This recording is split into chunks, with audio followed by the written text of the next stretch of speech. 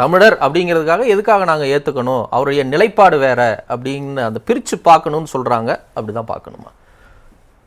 வணக்கம். அதாவது ஒரு 2-3 நாளைக்கு முன்னாடி ஒரு மிகப்பெரிய சோகமான நிகழ்வு, அந்த நாகாலாந்து ஆளுநராக இருந்த திரு அண்ணன் இல கணேசன் அவர்கள் மறைந்தது உண்மையிலே தேசியவாதிகளுக்கு ஒரு மிகப்பெரிய சோகத்திலையும் இழப்பு இருந்த நேரத்தில் நேற்றைக்கு மாலை ஒரு மிக இனிப்பான ஒரு செய்தி தமிழகத்துக்கு குறிப்பாக ஒரு நீண்ட காலமாக இளம் வயதிலிருந்து நாட்டுக்காக, பொதுமக்களுக்காக, பொது சேவைக்காக, விளிம்பு நிலை மக்களுடைய வளர்ச்சிக்காக, ஏழை மாணவர்களுடைய கல்வி உதவிக்காக இப்படியெல்லாம் பாடுபட்ட ஒரு பாரதிய ஜனதா கட்சியினுடைய தலைவரை ஒரு உயர்ந்த பொறுப்புக்கு இந்தியாவினுடைய 2வது புரோட்டோகால் பிரகாரம் 2வது இடத்துல இருக்கிற துணை குடியரசுத் தலைவர் என்ற பொறுப்புக்காக என்டிஏ கட்சியினுடைய தலைவர்களும் பாரத பிரதமர் திரு நரேந்திர மோடி அவர்களும் முன்மொழிந்தது, தேர்ந்தெடுத்தது உண்மையிலே ஒவ்வொரு தமிழனுக்கும் பாரதிய ஜனதா கட்சியினுடைய தொண்டனாக எங்களுக்கெல்லாம் உண்மையிலேயே மகிழ்ச்சியானது, ரொம்ப பெருமிதமான விஷயமா இருக்குது.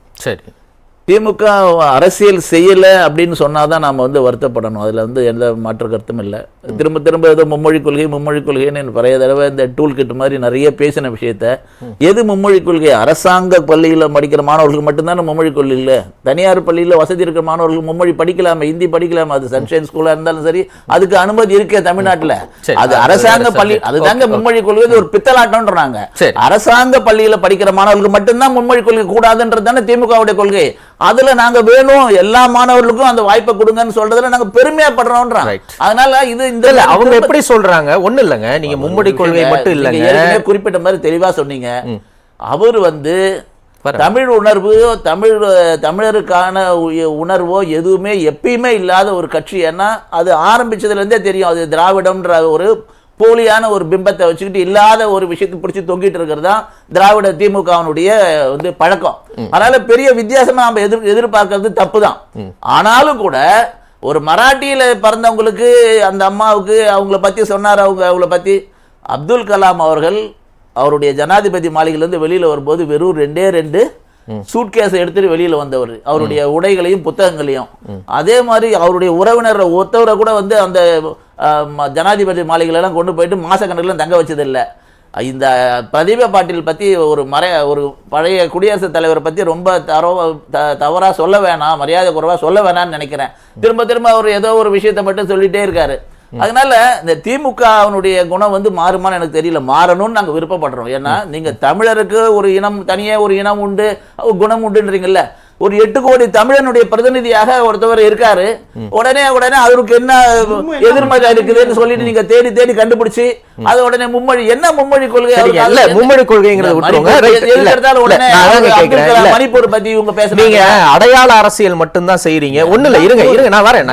இல்ல, நான் கேள்வி கேட்டேன் மணிப்பூர் பத்தி. ஒரே ஒரு விஷயங்க, நான் சொல்றது கேட்டுக்கோங்க. அவர் சொல்லும்போது பேசாம இருந்தீங்கல்ல. இல்ல, நான் எத்தனை கேள்வி கேட்டேன்? மணிப்பூர் பத்தி சொன்னா எனக்கு உள்நோக்கெல்லாம் கற்பிக்க. ஒரே விஷயம், மணிப்பூர் பத்தி சொன்னாரு.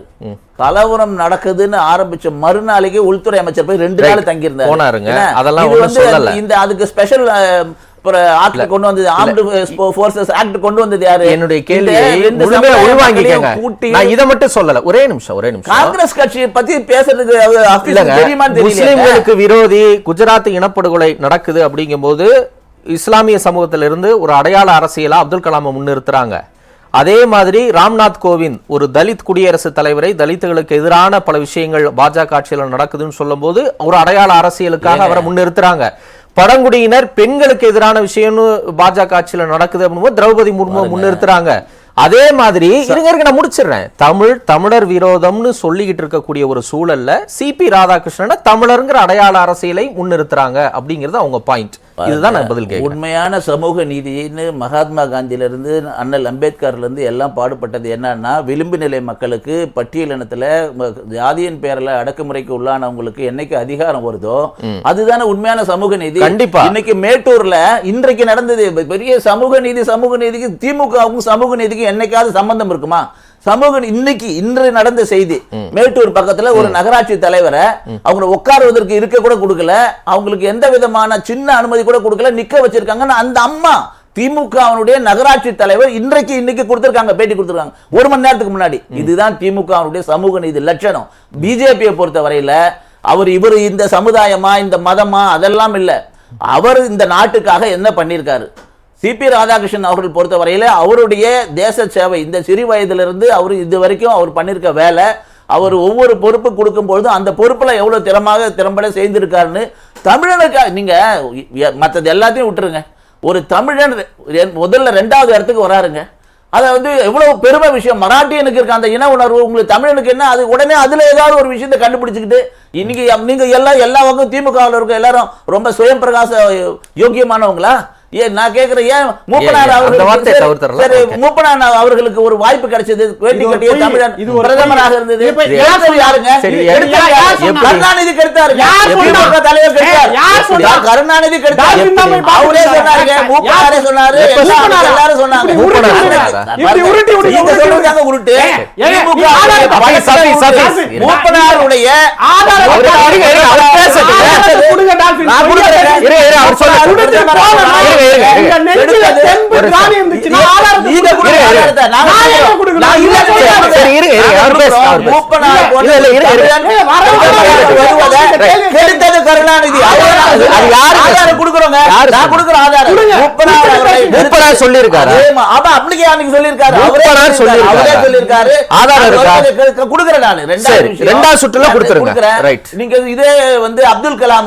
அப்துல் கலாம் பத்தி என்ன சொன்னாங்க? அப்துல் கலாம் பத்தி அப்படியே இஸ்லாமியர்ன்றதுக்காக அவர் விஞ்ஞானி, இந்த நாட்டுக்காக இன்னைக்கு இருக்கிற முக்கியமான இன்னைக்கு நடந்த ஆபரேஷன் சிந்தூர் விஷயத்துல கூட அவருடைய தயாரிப்புகள் தான் இன்னைக்கு பாரத நாட்டுக்கு பெருமையை தேடி கொடுத்தது. ஒரு விஞ்ஞானிய பொக்ரான்ல அணுகுண்டு வெடிச்ச விஞ்ஞானிய நம்ம ஜனாதிபதி ஆக்குறோம். ஒரு தமிழனை ஜனாதிபதி ஆக்குனா 2வது வாய்ப்பு கொடுத்தா மகளிருக்கு கொடுக்குறோம்னு சொல்றீங்க. மராட்டியனுக்கு இருக்க உணர்வு தமிழனுக்கு இருந்திருக்கா? நீங்க அரசியலுக்காக, அற்ப அரசியலுக்காக தமிழனை அடமானம் வைக்கிற வேலையை திமுக தொடர்ந்து செய்து கொண்டிருக்கிறது. தமிழர் விரோதி என்பதை நிரூபிக்கிறது. ஒரே நிமிஷம் ஒண்ணு இல்லங்க, இன்னும் இந்தியா கூட்டணி அறிவிக்கலங்க. ஒருவேளை ஒரு தமிழர் அவங்க அறிவிச்சுட்டா நீங்க என்ன பண்ணுவீங்க? ஏங்க அது யார வேணாலும் அறிவிக்கிட்டங்க. இல்லங்க, அவங்களும் ஒரு தமிழரை அறிவிச்சுட்டா ஒரு விஷயம் தம்பி, ஒரு விஷயம் எங்க கிட்ட 425 எம்பி ஆதரவோட எங்களுக்கு இருக்கு. ஏற்கனவே ஒய்எஸ்ஆர் காங்கிரஸ் கட்சியினுடைய தலைவர் எங்களுக்கு ஆதரவு தெரிவிச்சிருக்காரு. அதனால இவங்க ஆதரவு இல்லைன்னா கூட நாங்க ஜெயிப்போம். ஆனா ஒரு மரியாதைக்கு ஒரு உயர்ந்த பதவிங்க, ஒரு உயர்ந்த பதவி நடுநிலையாக இருக்கக்கூடிய இதுல அரசியலே இருக்க கூடாது. ஆனா ஒரு தமிழனாக ஒரு ஒருமித்த கருத்தோட பெருமையாக நாம செஞ்சிருக்கணும். இத முதல்ல ஆதரிச்சிருக்கணும். அண்ணன் வைகோ அவர்கள் கூட இன்னைக்கு ஆதரிச்சிருக்காரு. மகிழ்ச்சி. ஏன்னா ஒரு தமிழன், நல்ல ஒரு பண்பாளர், சிறந்த மனிதர். அவரை நாங்க உயர்ந்த பொறுப்புக்கு வரத பிஜேபி இல்ல யாரு கொண்டு வந்தாலும் நாங்க ஆதரிக்கிறோம், வரவேற்கிறோம் அளவுக்கு தான் சொல்லியிருக்காரு. நான் என்ன சொல்றேன், அந்த பெருந்தன்மை இருக்குல்ல, அது திமுகவுக்கு இல்லைங்கிறீங்க. இல்லன்ற உண்மையிலே இல்ல. என்ன பெருந்தன்மை? ஒரிசால கேம்பெயினுக்கு போனார்ல அமித்ஷா, ஒரிசாவை தமிழர் ஆளலாமான்னு சொல்றப்ப அந்த பெருந்தன்மை இருந்துச்சுன்னா டால்பினுக்கு அந்த தார்மீகம் இருக்கு. ஓட்டு அரசியலுக்காக, அற்ப அரசியலுக்காக யாரு வேலை பாக்குறாங்க? இது ஒண்ணே உதாரணம். தமிழர் ஆளலாம், ஜெகநாத்துடைய சாவி இருக்குன்னு அங்க போய் தமிழர்களை கொச்சையா பேசி அங்க வாக்கு அரசியல் செய்யறது பாரதிய ஜனதா கட்சி. சேர்ந்த தமிழன், புதுக்கோட்டை தமிழன் இன்னைக்கு மும்பையில பாரதிய ஜனதா 3வது முறையா எம்எல்ஏ ஆக்கி இருக்கு. யாரு தமிழனுக்கு எதிரானவங்க யாரு சொல்ல முடியும்? ஒடிசாவில் நடந்த அரசியல் நீங்க கேட்டுட்டீங்க. ஜனதா தளத்தினுடைய தலைவரை அப்ரோச் பண்ண முடியாத அளவுக்கு ஒரு ஒரு தடுப்பாக இருந்தது ஒரு தமிழன் என்பதனால எங்களுக்கு இருக்க தமிழர்களுக்கு எதிராக ஒரு வார்த்தையை பேசல, என்னைக்கு பேச போறது இல்ல.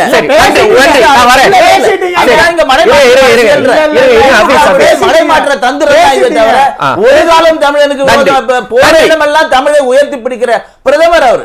நன்றி. போற போக்குல அவர் ஆர்எஸ்எஸ் பத்தி இந்த நாட்டுக்கு, ஆர்எஸ்எஸ் பத்தி அவருக்கு என்ன, கம்யூனிஸ்ட் இந்த நாட்டுக்கு என்ன சம்பந்தம் இருக்கு?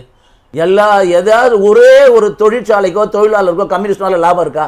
கம்யூனிஸ்டுக்கு திமுகவினால 25 கோடி கிடைச்சது. அதை தவிர வேற என்ன லாபம் இருக்கு? நாட்டுக்கும் சரி, தமிழ்நாட்டுக்கும் சரி, தொழிலாளருக்கும் சரி.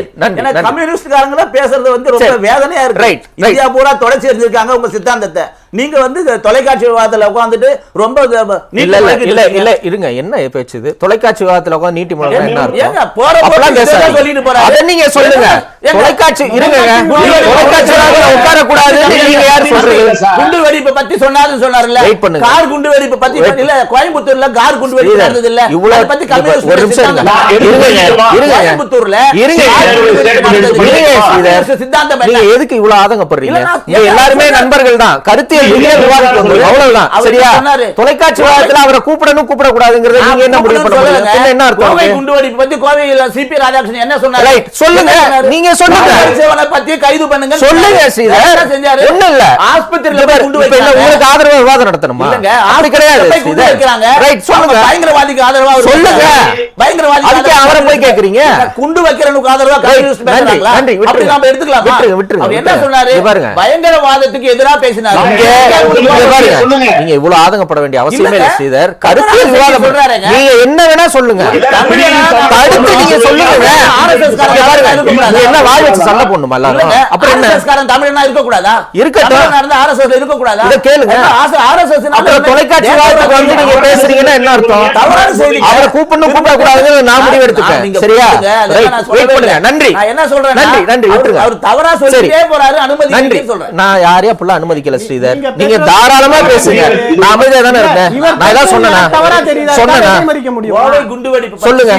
இருங்க, நீங்க கேக்குறதுக்கு முன்னாடி பிரதிபா பாட்டீல் கேள்வியை நான் தானே கேட்டேன். அப்புறம் என்ன உங்களுக்கு? வெயிட் பண்ணுங்க, வெயிட் பண்ணுங்க. இவர் பேசுறது எனக்கு தவறா தெரியுது, அதுக்காக நான் நடுவுல வர முடியும்? அவ்வளவுதான். வெயிட் பண்ணுங்க ஸ்ரீதர். அறத்தோட நடந்து தாராளமா நீங்க பேசுங்க. உங்களுக்கு நான் எந்த குறுக்கீடும் சொல்லல. வெயிட் பண்ணுங்க. நீங்க சொல்லுங்க, சொல்லுங்க. எல்லாருக்கும் நான் வாய்ப்பு கொடுக்கிறேன். மூப்பனார் ஆதாரத்தை எடுத்து வைங்க, நான் வாங்கிக்கிறேன். வெயிட் பண்ணுங்க. ரைட். இல்ல, இரண்டாவது சுற்றுல காமிங்க. அதாவது இல்ல, அவர் கேட்ட அந்த கேள்வியை தான் நானும் கேட்கணும்னு நினைச்சேன். அவர் எங்க போனாலும் பாஜக காரரா ஜார்க்கண்ட்ல குடைச்சல் கொடுப்பவர், அந்த மாதிரி பல குற்றச்சாட்டுகள் இருக்குல்ல, அதுக்கு என்ன பதில் சொல்ல விரும்புறீங்க? அது ஜனாதிபதி பதவி, அது மாதிரி கவர்னருடைய பொறுப்பு, அவரு கான்ஸ்டிடியூஷனல் ஹெட், அந்த ஸ்டேட்டினுடைய கான்ஸ்டிடியூஷனல் ஹெட். அதுக்கு என்ன அந்த கவர்னர் அதிகாரத்துக்கு என்னென்ன சட்டத்திட்டத்துக்கு உட்பட்டு இருக்கோ அதை தான் யாருமே நடைமுறைப்படுத்தினாரே தவிர அண்ணன் சிபிஆர் அவர்கள் கூட அவர்களை வந்து நீங்கள் ஒரு மனிதர், ஒரு தனி மனிதரை பற்றி அவருடைய சிறிய ஏதோ ஒரு குறைபாடை எடுத்துக்கிட்டு அவர் எவ்வளோ நல்ல விஷயம் பண்ணியிருக்காருங்க. நான் சொன்ன மாதிரி ஏழை மக்களுடைய படிப்புக்காக இன்றைக்கு கூட விவேகானந்தர் பேரில் அவர் ஆரம்பித்த 2 பள்ளிக்கூடத்தில் இலவசமாக ஏழை குழந்தைகளை பட்டியலின மக்களை படிக்க வச்சுட்டு இருக்காரு கோயம்புத்தூர் பக்கத்தில் இன்னைக்கு கூட. அது அந்த அத்திக்கடவு விஷயத்துக்காக அவர் நடைப்பயணம் செஞ்சு அதற்காக மிகப்பெரிய அளவில் போராட்டம் நடத்தியிருக்காரு. தமிழ்நாடு முழுக்க கால்நடையாக நடந்து பாத யாத்திரையாக போய் தமிழக மக்களுடைய நலனுக்காக குரல், இப்படி பல நூற்றுக்கணக்கான நல்ல விஷயங்கள் அவர் பண்ணியிருக்காரு. அதனால அவர் ஒரு அமைப்பு சார்ந்தவரா பார்க்க வேணாங்க. நீங்க எதுக்கு எடுத்தாலும் அவர் ஆர்எஸ்எஸ் சொல்றதை விட தெலுங்கானாவுடைய முதலமைச்சர் இப்ப இருக்காருல்ல, அவர் பேர் ரேவந்த் ரெட்டி. அவர் யாரு? அவரு முன்னாடி பிஜேபி ஆர்எஸ்எஸ் ஏபிவிபி ஆர்எஸ்எஸ் சித்தாந்தத்துல பல வருஷம் இருந்தவர் தானே. உடனே அவரு காங்கிரஸ் கட்சியினுடைய முதலமைச்சரா வந்து நீங்க ஏத்துக்கலையா? அவர் வந்து ஆர்எஸ்எஸ் சித்தாந்தத்தை வந்து ஃபாலோ பண்றாரா? என்ன ஆர்எஸ்எஸ் வந்து ஒரு தனி மனிதனுடைய ஒழுக்கத்துக்காகவும் நாட்டுக்காகவும் தேசபக்திக்காகவும் இருக்கிற எதுக்கு எது கூட முடிச்சு போடுறது? அவருடைய நல்ல குணங்கள், கல்யாண குணங்கள் எவ்வளவு விஷயம் இருக்குங்க. அதனால ஒரு தமிழனா பெருமைப்படுங்கன்னு சொல்றோம். இப்பதான் வந்து நீங்க கேட்டீங்க முதல் சுற்றுல வந்து நீங்க போற போக்குல மூப்பனார் ஒரு வேட்டி கட்டிய தமிழன் பிரதமராவதை கருணாநிதி தடுத்தார்னதும் ஒரு தம்பி கோவப்பட்டாரு. தமிழரசனும் நீங்க ஆதாரம் கொடுங்கன்னு நீங்க 1997 ஏப்ரல் 23 பிசினஸ் ஸ்டாண்டர்ட் பத்திரிகையினுடைய பேட்டி கொடுத்திருக்காரு. இந்தியா முழுக்க வந்திருக்கு. Addressing a press conference here, Vaiko set cutting political party said cutting political barriers are all parties in Tamil Nadu had wholeheartedly backed Moopanarji for the Prime Minister post. But Karunanidhi had different plans and blocked Moopanar's chances, lobbying through his nephew and Union Minister Murasali Maran, he alleged.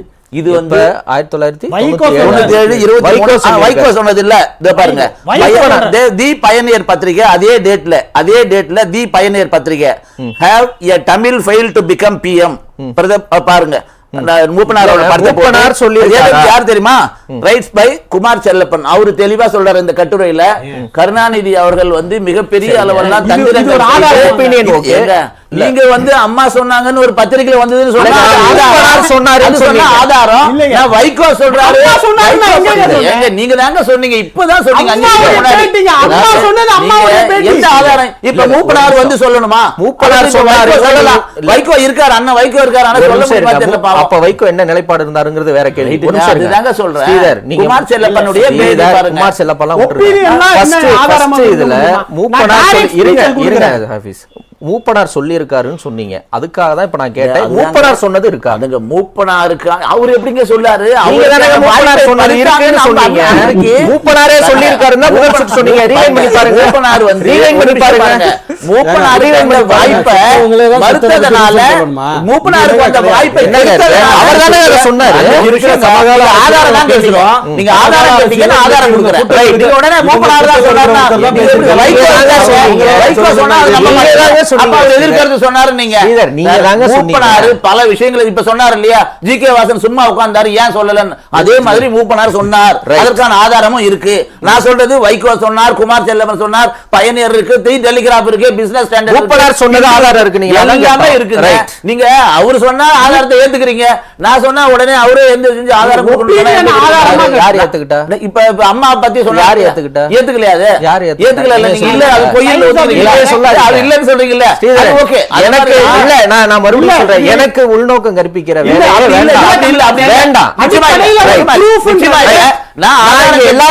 Platform கொடுக்கணும் நான் நினைக்கிறேன். நீங்க சொல்லுங்க, மக்கள் சொன்னது ஆதாரமா காட்டு. யாரோ ஒருத்தங்க சொன்னதா சொல்லி வைகோ சொன்னதே திமுகவுக்கும் தமிழருக்கும் சம்பந்தம் கிடையாது, சமூக நீதிக்கும் சம்பந்தம் கிடையாது. தமிழர் விரோத கட்சி திமுக என்பதை தொடர்ந்து நிரூபிச்சுட்டு வருதுன்னு சொல்றோம். அது அண்ணன் சிபிஆர் விஷயத்துல நடக்கக்கூடாது என்று இப்பவும் கூட இந்த பொது விவாதத்தின் மூலமாக நாங்க வந்து ரொம்ப விரும்பி கேட்டுக்கொள்கிறோம். திமுக மட்டுமல்ல, காங்கிரஸ் இந்த 40 எம்பிக்களும் சிபிஆர் அண்ணன் அவர்களை ஆதரிக்கணும். ஒரு முன்னுதாரணமாக ஒரு தமிழன் வந்து ஒரு பெருமைக்குரிய இடத்துக்கு வரும்போது அதற்கு நீங்கள் எல்லாம் உறுதுணையாக இருக்க வேண்டும் என்று இப்பயும் கேட்டுக்கொள்கிறேன். கலைஞர் கருணாநிதி அவர்கள் கூட ஆர்எஸ்எஸ் பத்தி சொல்லும்போது நானே தவறாக புரிந்து கொண்டு விட்டேன். தமிழகத்தில் இருக்க இளைஞர்கள் வந்து ஆர்எஸ்எஸ் வந்து தேசபக்தி இயக்கம்ன்றது சொல்லணும்னு கலைஞர் அவர்கள் தான் சொல்லியிருந்தார்.